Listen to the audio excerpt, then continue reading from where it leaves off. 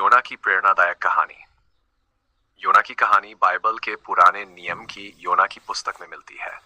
ये केवल एक भविष्यवक्ता नबी की कहानी नहीं है, बल्कि ये गहरी आध्यात्मिक शिक्षा देती है कि हम जीवन में कितनी भी कोशिश करें, परमेश्वर की योजना से भाग नहीं सकते। कहानी हमें बताती है कि ईश्वर दयालु है और यदि हम सच्चे दिल से पश्चाताप करें तो वह हमें क्षमा करने के लिए तैयार रहते हैं। परमेश्वर का आदेश और योना का पलायन। योना एक भविष्यवक्ता थे जिन्हें परमेश्वर ने आदेश दिया कि वे नीनवे जाएं और वहां के लोगों को उनके पापों के बारे में सचेत करें। नीनवे एक बहुत बड़ा और समृद्ध शहर था, लेकिन वहां के लोग बुरे कर्मों में लिप्त थे। उनका व्यवहार अन्यायपूर्ण था। वे गरीबों का शोषण करते थे और परमेश्वर के आदेशों की अवहेलना कर रहे थे। परमेश्वर ने योना से कहा, जाओ और नीनवे के लोगों को चेतावनी दो कि यदि वे अपने बुरे कर्मों से न हटे तो मैं 4 दिनों में इस नगर को नष्ट कर दूंगा। लेकिन योना को यह कार्य कठिन और डरावना लगा। उसे लगा कि नीनवे के लोग उसकी बात नहीं सुनेंगे, बल्कि उसका मजाक उड़ाएंगे या उसे मार डालेंगे। इसके अलावा योना को यह भी पसंद नहीं था कि नीनवे के लोग पश्चाताप करें और परमेश्वर उन्हें क्षमा कर दें। वह चाहता था कि वे अपने पापों की सजा पाएं। इसलिए योना ने परमेश्वर के आदेश से भागने का निर्णय लिया। वह एक जहाज में सवार हो गया जो नीनवे के विपरीत दिशा में तर्शीश नामक स्थान की ओर जा रहा था। लेकिन क्या कोई परमेश्वर से भाग सकता है? योना को जल्द ही इसका उत्तर मिल गया।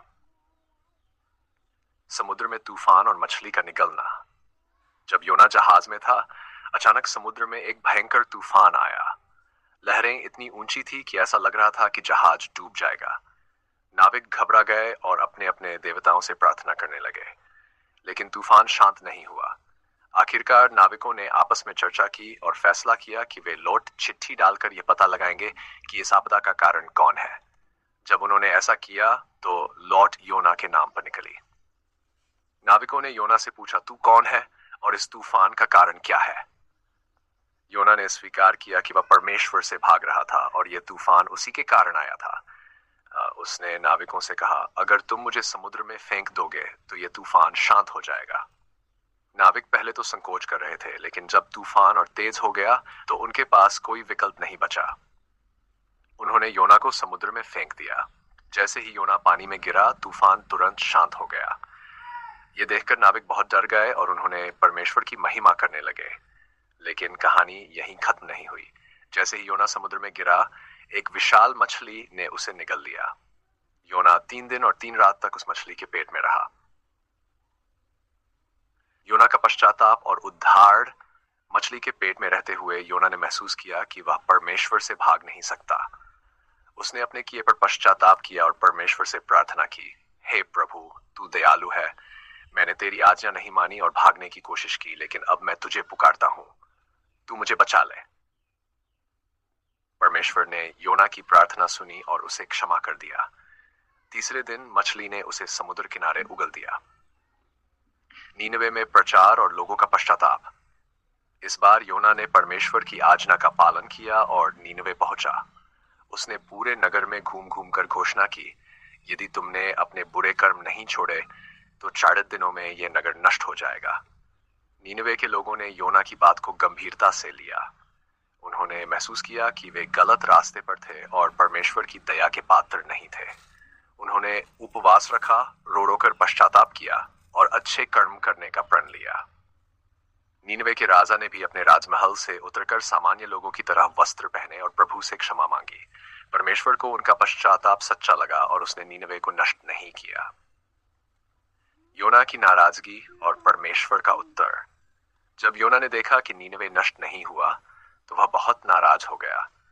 उसने परमेश्वर से कहा, मैं पहले से ही जानता था कि तू दयालु और क्षमाशील है। मैंने इसीलिए तेरा आदेश मानने से इनकार कर दिया था। अब नीनवे के लोग बच गए, जबकि मैं चाहता था कि उन्हें उनके बुरे कर्मों की सजा मिले। योना नगर के बाहर एक पहाड़ी पर जाकर बैठ गया और इंतजार करने लगा कि शायद नीनवे नष्ट हो जाए। वहां परमेश्वर ने एक पेड़ को अचानक उगा दिया, जिससे योना को छाया मिल गई और उसे अच्छा महसूस हुआ। लेकिन अगले ही दिन परमेश्वर ने एक कीड़ा भेजा जिसने उस पेड़ की जड़ें काट दी और पेड़ सूख गया। जब सूर्य की गर्मी तेज हुई तो योना फिर से परेशान हो गया। तब परमेश्वर ने उसे योना की प्रेरणादायक कहानी, योना की कहानी बाइबल के पुराने नियम की योना की पुस्तक में मिलती है। ये केवल एक भविष्यवक्ता नबी की कहानी नहीं है, बल्कि ये गहरी आध्यात्मिक शिक्षा देती है कि हम जीवन में कितनी भी कोशिश करें, परमेश्वर की योजना से भाग नहीं सकते। कहानी हमें बताती है कि ईश्वर दयालु है और यदि हम सच्चे दिल से पश्चाताप करें तो वह हमें क्षमा करने के लिए तैयार रहता है।